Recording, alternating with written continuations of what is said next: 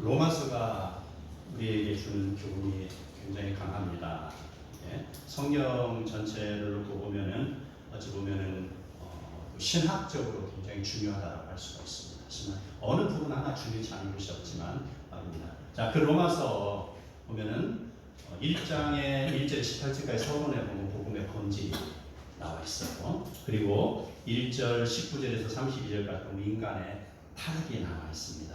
그리고 바로 5장 오늘 말씀 그리스도의 중재 이것이 나와 있고요. 그래서 그리스도의 중재 이후에 우리가 어떻게 구원을 받는가에 대해서 선명하게 제시를 해주고 있습니다. 자, 그런데 오늘 말씀 중에서 특이한 게 있어요. 비슷한 언어로 됐어요. 6절, 8절, 10절에 동일하게 우리가 연약할 때에, 우리가 아직 죄인 되었을 때에, 우리가 원수 되었을 때에 나는 언어가 여기 나오는 것입니다. 예, 우리의 모습들이 이렇게 하나님으로부터 멀어졌을 때라는 게 굉장히 강조하고 있어요. 그랬을 때에 이렇게 반복돼서 말씀하시는 것은 바로 그리스도께서 이 상함을 세 가지의 상함을 통해서 중재자가 되어주셨다는 걸 보여주는 내용이 되는 것입니다. 우리가 아직 연약할 때라는 거, 믿음이 약한 때가 아니고요. 하나님을 알지 못하는 시점을 이야기하고 있어요. 그래서 사람에게 아무런 소망이 없는 상태이죠. 내 삶에 아무런 의미와 목적이 없는 것이죠. 내가 왜 살아야 되는지도 모르는 것이고 내가 왜 태어났는지도 모르고 그냥 그저 그렇게 다른 사람들이 지금 횡단보도를 건너가니까 나도 지금 건너가고 있는 것이죠. 아무런 목적도 없이 말입니다. 그랬을 때에 기약대로 그리스도께서 경건치 않은 자를 위하여 죽으셨다. 기약대로라는 거 바로 하나님의 시간을 이야기하고 있어요. 하나님의 시간. 우리 인생의 그런 때를 알지 못합니다. 그런데 하나님께서는 하나님의 시간이 차야 되는 것이죠. 우리 인생이 아무리 허우적거리면서 인생을 간다고 할지라도 우리가 가야 할 방향도 모를 뿐만 아니라 그 시점도 알지 못하는 것이죠. 그래서 젊었을 때는 내가 빨리 어른이 되고 싶지. 그리고 어른이 돼서도 내가 빨리 뭐라 이루고 싶지요. 그렇지만 하나님의 시간이 되어야 되는 것이죠. 당장 내가 하루에 밥을 10끼 먹어서 빨리 장성하고 싶지만 내가 하루에 10시간을 일해서 빨리 무엇을 이루고 싶지만 그게 하나님이 허락하는 시간이 되어야 되는 것이고요. 하나님이 계획하신 그 기한이 참에 그 사람에게 해당되는 것입니다. 이 하나님의 시간이라는 카이로스, 우리 인간의 시간은 크로노스. 이 카이로스의 시간이 참에 그리스도께서 경건치 않은 자를 위하여 죽으셨다라는 것입니다. 경건치 않은 자를 위해서 죽었다는 것은 바로 죽을 수밖에 없는 자들을 위해서 죽으셨다. 바로 로마서 1장 18절에 불의로 진리를 막는 사람들이라고 기록했습니다. 이러한 사람들을 위해서 죽으셨다라는 것. 자, 그리스도께서 죽으신 이유가 첫 번째 바로 사랑하기 때문에 죽으신 것입니다. 죄인들, 우리 인류를 사랑하시기 때문에 죽으셨다. 자, 우리가 아직 죄인 되었을 때에 바로 죄인에 대하여는 진노의 채찍을 내리시지만 바로 여기에 대해서 하나님은 그 죄인을 마저 구원하시기 위한 목적을 가지고 계시는 것이죠. 죄인이라는 것은 바로 관역에서 벗어났다. 바로 아담의 죄로 인하여서 그가 빗겨난 것이죠. 에덴 동산에서 계속 있어야 되는데 아담의 죄를 지음으로 인하여서 관역에서 빗겨나서 퉁 하고 튕겨나왔죠. 어디로 왔어요? 세상으로 왔잖아요. 예, 고통스러운 그 정도 이해하면 될 것이죠. 죄라는 것은 바로 하마르테마 또 하마르티아 이렇게 여러 가지로 이게 표현되는데 바로 주로 그릇된 행동을 나타내는 데 쓰이는 것으로서 결국 타락하다는 뜻을 지니고 있습니다. 이것은요 주로 어디에 사용되냐? 관습이나 율법이나 조약이나 의무 이런 것을 위반했을 때 이 단어를 사용해 왔습니다. 이에 대한 구체적인 그런 설명은요 창세기 3장을 보면은 아담과 하와의 죄에서 기원을 찾을 수 있는데 자 그들 단지 먹고 싶은 것을 먹었을 뿐인데 하나님이 금하신 명령을 어기고 그것을 먹었기 때문에 성경 그것을 죄라고 하는 것이죠. 그렇죠? 나는 단지 먹었을 뿐입니다. 그렇잖아요. 나는 단지 이 길을 갔을 뿐입니다라는 것입니다. 그런데 하나님이 규정한 법에서 이탈했죠. 관역에서 벗어난 것이죠. 그걸 바로 죄로 규정을 하고 있습니다. 그 일로 인하여서 여자는 변명합니다. 남자도 변명합니다. 그러고 나서 벌거벗음에 대해서 부끄러움을 느낍니다. 이러한 모습들은 하나님을 피하려는 그런 시도죠. 바로 그럴 땐 행동들에 대한 결과로 주어지는 것이죠. 이게 바로 죄입니다. 또한 이러한 것들은 바로 하나님과 같이 되고 싶어하는 것, 그러한 것에서 비롯되기도 하죠. 그래서 결국은 선악을 알게 되는 것이고요. 뱀의 관계에 의해서 하나님의 명령을 범하게 되는 것. 그래서 죄로 인하여 사망이 세상에 들어온 것입니다. 그리스도께서 죄인인 우리를 위해 죽으심으로 하나님께서 우리에 대한 자기의 사랑을 확증하셨습니다. 바로 확증했다. 사랑을 확증했다. 그것은 화목의 직책을 주신 것입니다. 자, 이 내용을 우리가 구체적으로 보면은 성부, 성자, 성령의 하나님 인간을 창조하셨죠. 이게 바로 일체의 하나님이고 삼위의 하나님입니다. 삼위일체 하나님 세 분이 그 인간을 창조하셨고요. 그래서 그 세 분은 바로 그 중에 특히나 성부의 하나님, 성부의 하나님은요 인간을 구원하시려는 계획을 가지고 계십니다. 죄로 인하여서 관역에서 이탈된 그 죄인들을 구원하시려는 계획을 세우신 분이 성부의 하나님이고요. 이게 바로 하나님의 사랑하심입니다. 자, 성자의 하나님은요 성부 하나님의 계획을 실행하기 위해서 이 땅에 오셨습니다. 그리고 우리를 위하여서 죽으셨습니다. 이게 바로 실천하시는 예수 그리스도입니다. 그 다음에 성령의 하나님은요 그리스도를 도와서 이를 성취하게 하시는 하나님입니다. 그래서 성령의 역사가 일어나게 해주십시오라고 기도하는 게 바로 그거에 근거하는 것입니다. 도와주시는 하나님입니다. 성부, 성자, 성령의 하나님. 자, 그 하나님으로 인하여서 우리가 인류가 살아가는 것입니다. 자, 이 내용 속에서 하나님의 공의와 사랑이 동시에 나타나고 있습니다. 죄를 용서하는데 공의다. 그게 무슨 공의일까? 하나님의 공의는요, 인간이 죄를 지었으면은요, 그 죄에 대해서 책임을 져야 됩니다. 인간이 죄를 지었으니 어때요? 책임을 지려면은 죄의 삭은 사망이라고 했으니 죽음밖에 없죠.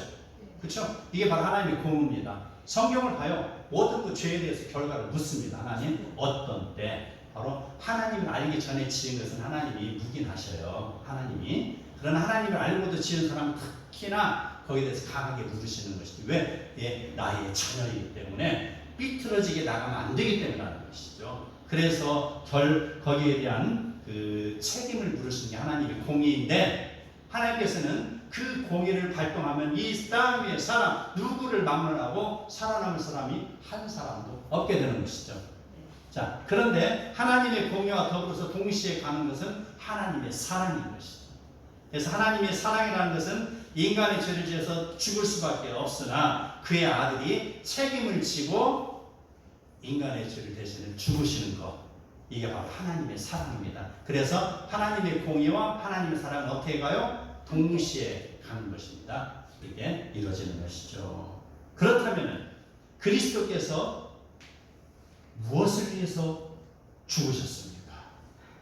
바로 평화를 위해서 죽으셨습니다. 9절에 보면 그리스도의 피로 말미암아 의롭다 하심을 받았으니 라고 했습니다.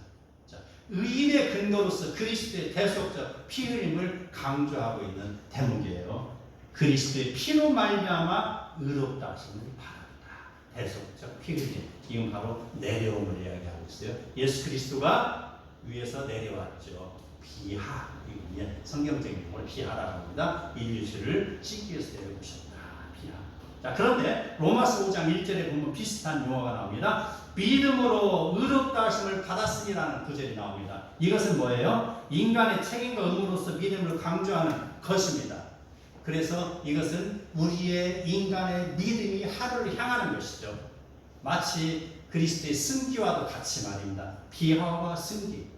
이 원리가 오늘의 말씀에 적용되는 것입니다. 우리의 믿음은 하늘을 향하는 것입니다. 바로 그리스도의 피 흘림으로 인하여서 바로 죽으신 것.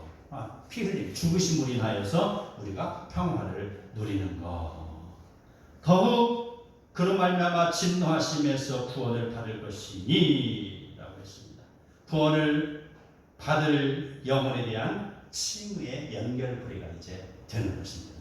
지금까지는 그 죄인들 단지 책임을 묻지 않으시고 예수 그리스도를 대신해서 그 책임을 사랑으로 덮어 씌웠지만, 그러나 분명한 것은 그 사이에 연결된 고리가 있어야 된다는 것입니다. 이게 바로 칭의라는 것입니다.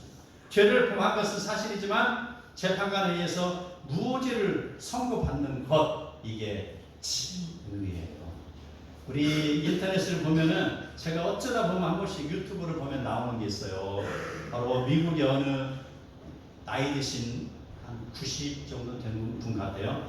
프랭크 카프리오라는 그 판사, 할아버지 판사가 거기에 온 그 죄인들을 방면해주는 모습들이 얼마나 멋있는지 몰라요. 다 이유가 있죠. 죄를 진 사람들. 어떤 사람들은 바로 아이들을 많이 키우다가 너무나 급하게 하루에 2탕, 3탕을 뛰다 보니까 내가 너무 힘들고 그래서 시간이 없고 그래서 신호위반을 했습니다 라고 합니다. 그러면 그 아들을 세워서 이게 맞니? 하고 확인도 하고 실제 보고 그 아이들이 주렁주렁 이렇게 방울도마다 열린 것 같이 있는 걸 보고는 그래 얼마나 수고가 많소, 그래 쿵 하고 용서를 해주는 거. 또 어떤 분은 할아버지가 또 뭐 하다가 바로 법을 위반해서 왔습니다. 그의 삶의 모습을 딱 들어봅니다. 제가요 월남전에 참전했습니다. 그러다 보니 제가 병이 들었습니다. 그러다 보니 내가 오늘 이렇게 또 죄를 지었나 봅니다. 그래요. 참 고생하셨습니다. 당신 때문에 우리가 삽니다. 풍 용서. 이게 바로 칭의예요. 죄가 없어지는 건 아닙니다. 그러나 용서해 주는 것이 칭, 의롭다 해주는 것이 의라는 것이 아니고요. 의롭다는 옷을 씌워주는 거예요. 그래서 교도소에 갈 것을 안 가게 만드는 것이죠. 죽음의 땅으로 갈 것을 안 가게 만드는 것입니다. 이게 칭을 하는 것이고요. 바로 지옥에 가는 인간을 갖다 칭으로 인해서 구원을 이루어지는 거예요. 이게 칭의. 바로 하나님과 연결고리를 그리스도의 죽으심으로 이뤘다라는 것입니다. 그래서 우리는 모두가 죄인이지만 예수 그리스도의 대속으로 인하여서 모든 죄를 사함받았으니 그래서 우리가 의인이라고 하는 거예요. 의인의 진짜 의인은 아닙니다. 바로 의인으로 부름받는 겁니다. 예, 하나님과 인간 사이에서 화목을 이루어지기 위해서 그게 형통이 되는 것이죠. 칭의라 부르게 되는 것입니다. 자, 우리가 원수 되었을 때 그리스도가 죽었다는 말씀 중에서 원수라는 거, 이게 무슨 뜻을 가지고 있는가? 바로 능동적인 원수와 수동적인 원수로 구분할 수가 있습니다.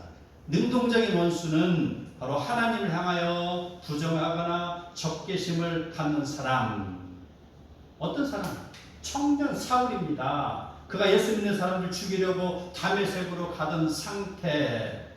바로 그는요, 바로 예수님을 능동적으로 손가락질하고 핍박하는 자들입니다. 그의 우두머리였어. 사울이라는 청년. 대표적인 원수된 케이스죠. 그러한 자가 그리스도의 사랑을 경험했을 때 가장 많이 무너지고 그리스도의 제자가 된 것을 우리는 바라보게 됩니다. 사울아, 사울아, 네가 어찌하여 나를 핍박하느냐? 당신이 누구십니까? 나는 네가 핍박하는 예수다. 이 말을 듣는 사울은 그동안 자기가 가진 예수님에 대한 생각과 판단이 잘못된 것을 알았습니다. 그리고 돌아왔습니다. 그러한 원수된 자를 구원하시기 위해서 예수님이 죽으신 것입니다. 직접적으로 핍박하는 자 또 있지요. 얼마나 많이 있습니까? 기독교를 대적하는 자들이죠. 아마 공산주의자들은 거의 대부분이 될 것입니다. 얼마나 많은 사람들이 지금도 지하교회에서 울고 있냐고요. 그의 우두머리는 지금도 예수님을 향해서 핍박하는 자가 되는 것입니다. 그 역시 회개하고 돌아오기를 예수님은 원하실 것입니다. 그를 위하여 예수님은 죽으신 것입니다. 아멘. 아멘. 수동적으로 원수된다는 건 무엇일까요? 바로 하나님이 원수를 여기는 사람을 이야기하고 있어요. 그런 사람은 직접적으로 하나님을 향하여 도발하지는 않을지라도 하나님이 그런 사람을 원수다라고 규정을 하고 있어요. 어떤 사람일까요? 자기 이름을 위하여 흩어짐을 면하기 위하여 바벨탑을 쌓은 자들이 대표적인 케이스가 됩니다. 그들은 아마도 하나님과 무관한 일을 벌린 것처럼 보입니다. 그래서 뜨끈뜨끈한 날에도 열심히 흙을 굽고 역청을 발라가면서 벽돌을 쌓고 높이 지금 쌓아가고 있습니다. 인생의 그 만리장성을 지금 쌓고 있는 것입니다. 그러한 자들, 이러한 자들을 하나님은 외면합니다. 그들은 하나님을 외면했죠. 그러나 하나님은 그들을 갖다가 미워하시고 원수로 여기는 것이죠. 또 어떤 사람입니까? 바로 나무를 깎아서 우상을 만들고 절하는 그런 사람 마찬가지죠.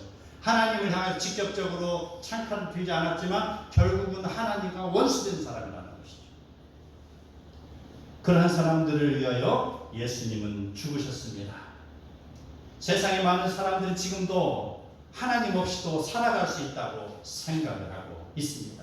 하나님을 등지고 사는 자들이 얼마나 많은지 모릅니다. 하나님께서 만드신 대자연 속에서 살면서 햇빛도 쬐입니다. 물도 마십니다. 공기도 마십니다. 그러다 보면은 수많은 지하 자원도 있습니다. 아니면 열매도 있습니다. 곡식도 있습니다. 그런 것을 먹고 마시고 즐거워하고 그걸 갖다 자기의 삶의 방편으로 삼는데 그러한 것을 가지고 그들은 감사할 줄 모릅니다. 그리고 그들은 돈을 따라갑니다. 명예를 따라가고 권력을 따라가고 쾌락을 따라가고 지금도 예배드려야 될 이 시간에 그들은 마치 자기와 하나님과는 관계없소라고 하면서 자기의 길을 걸어가고 있는 사람. 이런 사람을 하나님은 원수된 자로 여긴다는 것이죠. 예수님께서는 그러한 자들과 같이 바로 그러한 모습에 섰던 우리들을 위하여 믿고 돌아오기를, 또 그의 수랑에 빠진 자들도 하나님께로 돌아오기를 믿고 기다리면서 십자가에서 죽으셨습니다. 그리고 화목케 하신 분이십니다. 아멘. 9절과 10절 그리스도의 피로 말미암아 의롭다 하심을 받은 것. 10절에 그리스도의 죽으심으로 말미암아 하나님과 화목하게 되었다. 이 비슷한 말이 나옵니다. 그리스도의 피와 그리스도의 죽으심은 같은 말이죠. 그분의 죽으심은 인류의 모든 죄를 대신하는 죽음으로서 여느 인간의 죽음과는 분명한 차이가 있습니다. 요즘 날씨 덥죠. 어제 매우 더웠습니다. 잠자리 힘들었어요. 자, 습하고 더운 밤 얼마나 힘드셨습니까? 어제 주무시느라고 얼마나 고통스러웠습니까? 자, 그런데 다행히도 오늘 예배당에 와서 보니 시원하게 에어컨이 틀어져 있죠. 에어컨. 자, 얼마나 감사한지 몰라요. 얼마나 다행스러운지 몰라요. 그런데 제가 한번 옥상에 올라가면요, 지금 우리 이 성전을 시원하기 위해서 옥상에 실외기가 있잖아요. 에어컨 실외기 열심히 지금 돌아가고 있어요. 열심히 뜨끈뜨끈합니다. 땅을 뻘뻘 흘려가면서 지금 더운 공기를 팍 품어내고 있어요. 여기에서 있는 더운 공기를 그리 품어내고 있는 거. 자, 실외기가 10개 있으면은 또 100개 있으면 어떻게 돼요? 엄청난 열이 되겠죠? 우리 50명당 실외기 한 명이 들어간다고 보자. 하나가 필요하다고 보자고요. 세계 인구가 지금 80만 명이 있는데 80억 있어. 80억의 인구 중에 그냥 80억이라 아니 그냥 50억이라고 가정해보자고요. 50억 명을 위해서 실외기가 돌아간다고 해보자고요. 50명당 하나의 실외기가 돌아간다고 치면은 실외기가 1000만 개가 돌아가잖아요. 실외기 하나만 돌아가도 옆에만 막 후끈후끈 뜰까요? 1000만 개가 돌아간다고 보자고요. 실외기가 1000만 개. 옆에 가던 거죠. 뜨거워서 금방 죽을 것 같아요. 이런 상황 얼마나 뜨거운지 모릅니다. 그런데요, 우리는 요한복음 1장 29절에 보면은 보라 세상 죄를 지우가는 하나님의 어린 양이로다. 이 구절이 나옵니다. 아담 때부터 지어온 인간의 죄를 대신해서 지어가는 하나님의 어린 양입니다. 구약에서부터 시작해서 신약이 이르도록 지금 80만 명을 넘어가는 이 인구, 이전에 살았던 인구 더하면 지금 훨씬 많겠죠. 그 인구, 그 사람들, 그들에게서 나오는 모든 죄악을 씻어내기 위해서 예수님께서는 지금도 시리게 땀을 뻘뻘 흘리고 시키고 계시잖아요.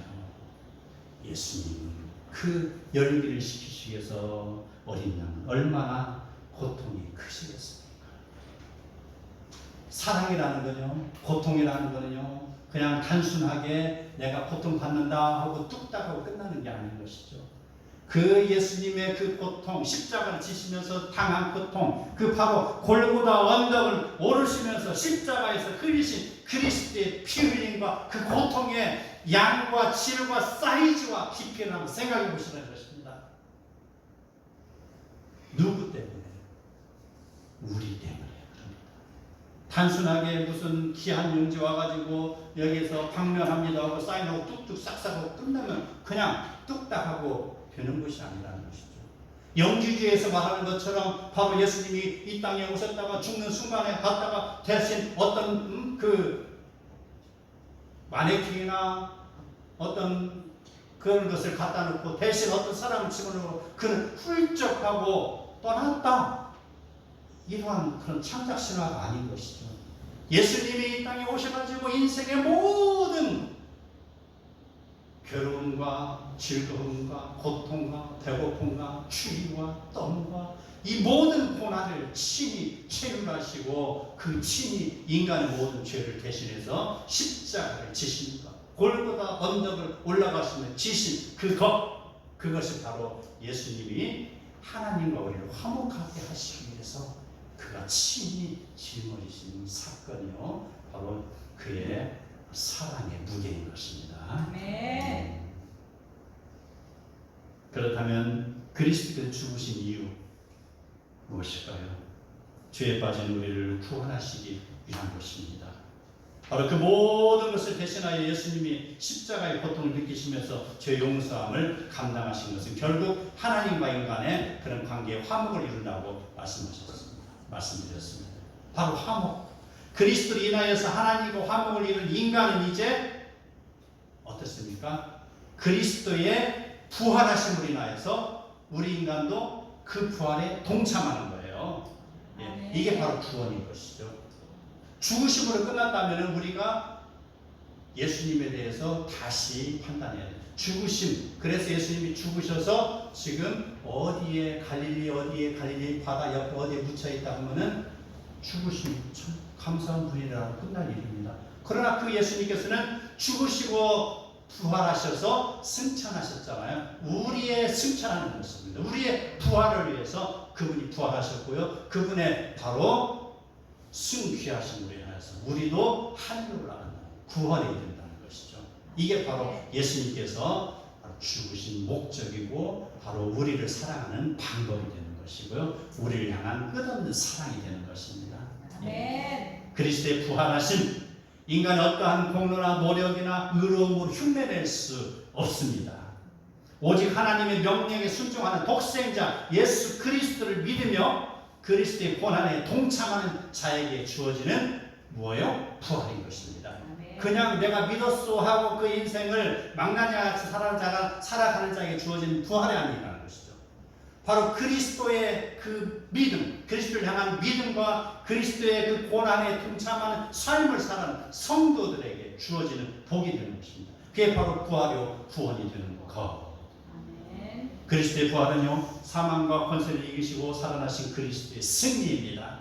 그리스도를 믿는 성도들에게 주어지는 부활이요 성도의 구원인 것을 믿으시기 바랍니다. 아멘. 오늘 11절에 나오는 말씀, 그뿐 아니라 이제 우리로 화목하게 하신 우리 주 예수 그리스도로 말미암아 하나님 안에서 또한 즐거워하느니라. 이 말씀 우리는 믿고 따르며 하나님 안에서 기쁨으로 즐거움을 누리며 바로 충만하게 살아가는 복된 성도 다 되시기를 축복합니다. 아멘.